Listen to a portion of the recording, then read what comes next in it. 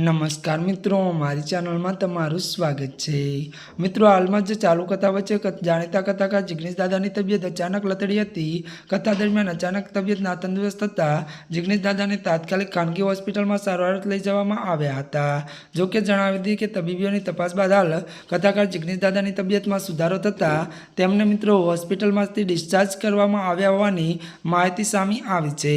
મળતી વિગતો અનુસાર વધુ આપને મિત્રો જણાવી દઈએ કે આણંદમાં કથા દરમિયાન જાણીતા કથાકાર જિગ્નેશ દાદાની તબિયત અચાનક લથડી હતી।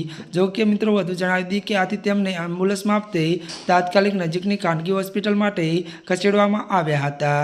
મળતી વિગતો અનુસાર મિત્રો વધુ આપને એ પણ જણાવી દઈએ કે ત્યારે મિત્રો આપને વાત કરવામાં આવે તો ત્યારે મિત્રો ડૉક્ટરનું કહેવું છે કે ત્યારે મિત્રો જણાવી દઈએ કે હાલમાં કોઈ ચિંતાનો વિષય નથી। જો કે મળતી વિગતો અનુસાર જણાવી દઈએ કે હોસ્પિટલમાંથી જિગ્નેશ દાદાને રજા આપી દીધી છે, તો જિગ્નેશ દાદા હવે હોસ્પિટલમાં નથી રહ્યા। જ્યાં મિત્રો અત્યારની આ મોટી ખબર મળી છે। ત્યારે મિત્રો આજના માટે આટલું જ। અમારી ચેનલમાં નવા હોય તો અમારી ચેનલને મિત્રો લાઇક, શેર અને સબસ્ક્રાઈબ કરી